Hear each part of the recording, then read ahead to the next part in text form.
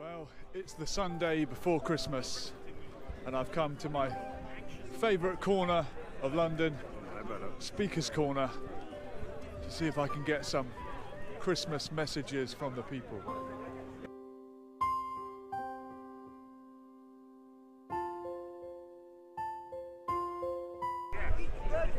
All have sinned and come short of thy glory.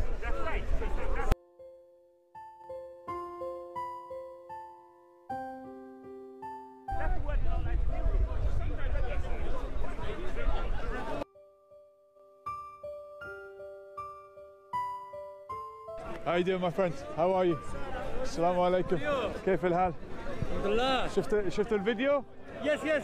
It's quite an open-minded agnostic who tries to have respect for all religions. Good luck with that. Yeah, it's difficult. They don't respect each other, so I try and respect them all. And I know that you're a religious Jewish person. Jew, yeah. Oh, you're Orthodox Jew. Yeah. Okay. And are there different degrees of orthodoxy? There are different strains of orthodoxy. The basic principle in Judaism is within predominantly Ashkenazi Judaism, which is Judaism that they draw their customs from Central and Eastern Europe. They originally go back to Israel, but from Central and Eastern Europe, they define themselves as Ashkenazim.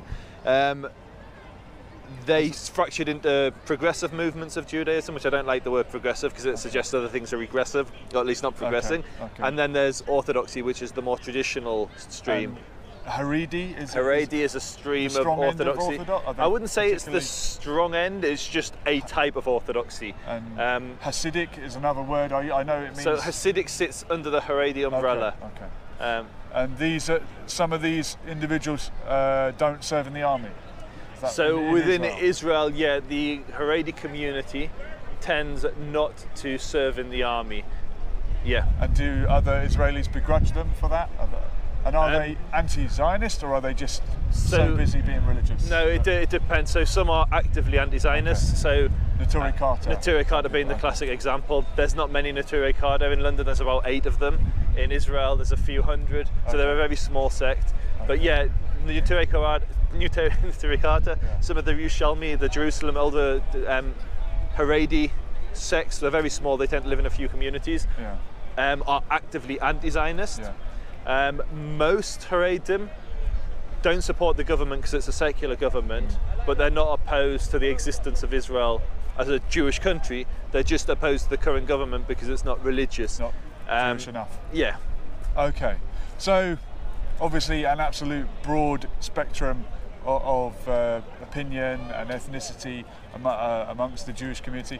2018 has been a year where anti-Semitism has been a huge topic. I mean, I wanted to get your opinion on that. But for anyone who stands there and says, I hate the Jews, you'd have to ask them, well, which ones do you mean?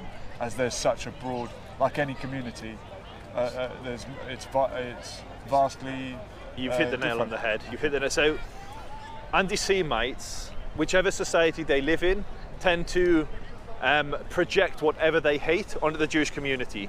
So, if you lived in Christendom 1,000 years ago, they would say that the worst thing you could do was reject God, reject Jesus. So what did they say? They said the Jews killed Jesus.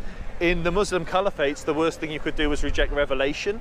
So what did they say? They say the Jews killed the prophets. In Nazi Germany, the worst thing you could be was a communist. So what did they say? The Jews are the communists. In communist Russia, the worst thing you could be was a capitalist. So what did they say? The Jews created capitalism. And so anti-Semites typically project whatever they despise onto the Jewish people. Today, the most contemporary form of anti-Semitism, or they say, what does society hate today? Racists, human rights violators. So what do they say? They say the world's only Jewish state is the worst propagator of human rights violations and racism in the world, which is absurd. Like in the Middle East alone, the majority of deaths, like 99.9%, well, 99.95% of all deaths in the Middle East are Muslims killing other Muslims. But who do they have a go at? The Jews, because of Israel-Palestine. It's the one conflict we all hear about. Well, we hear a lot about it. I am, as you know, anti-Zionist, and I don't think the fact other people are doing something makes it okay for someone to do it. But you're absolutely right. Groups such as ISIS they're killing 90% other Muslims. What do you mean when you say you're anti-Zionist? I stand with the people of Palestine in their struggle for liberation. That's not anti-Zionist. So what do you mean by anti-Zionist? Well, as I understand it, Zionism is the... well, what would you say Zionism is? A Zionist is really simple. A Zionist is somebody... The Jewish state in the land of Palestine, right? So a Zionist is somebody who believes the Jews have a right to a homeland in their ancestral area which they evolved. There's tons of archaeological evidence, everything else that the Jews were there. The Jews lived there continuously, and so it's supporting the Jewish right to national liberation. You can still support the Palestinians and be a Zionist. That's a very good point. I think even Norman Finkelstein, who is, well, how do we describe very, very pro-Palestinian. Very, very pro-Palestinian. But I think he does, as you acknowledge, say that you could be a Zionist and not wish the Jewish state to be at the expense of the Palestinian people. Even I think the Balfour Declaration mentioned a Jewish homeland, national home, not at the expense of the local population. But in my view, it has been at their expense. And when I say I'm anti-Zionist, I'm against what the Zionist movement has cost the Palestinian people. But it's a very good point that you make, and you've made me think about what term I should use to describe my solidarity with the Palestinian people. So, for instance, if you told me that you were an anarchist and you didn't support any state, then it's absolutely not anti-Semitic to say that you're an anti-Zionist, because it's consistent with your ideology of being opposed to all states. However, if the only state that's singled out and questioned whether it has a right to exist is the Jewish one, that's why some believe that anti-Zionism and anti-Semitism are two sides of the same coin.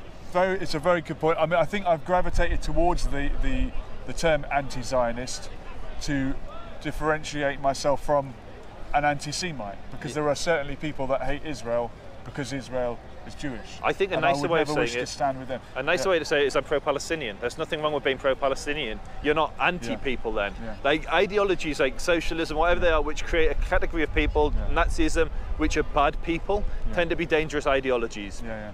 Because there's a group of people here that we should be opposed to, and that's anti-Zionism. Anti-Zionism is opposed to the world's only Jewish state existing, which is problematic for the Jewish people, given our history of being persecuted in pretty much every land we lived in. And so Zionism, there's nothing wrong with. I would say oppressing people, there's something wrong with that. I have no issue with a potential Palestinian state, provided they don't ethnically cleanse the Jews from the West Bank, which is part of the PLO's charter. So I think language is really important, and I think anyone who stands in solidarity with the Palestinian people should define themselves as pro-Palestinian rather than anti-Zionist. It's not my place to tell people how to think. It's a very fair comment. I want to thank you for your time and leave it on a lovely positive note. Thank you. It's really nice. In the new year, maybe we'll have a good old debate, but thank you for taking the time today. Thank you for the time. Thank you for the civil conversation. It's very rare here. Nice to get a good man. Down at Speaker's Corner. Thank you very much. Perfect. Well done.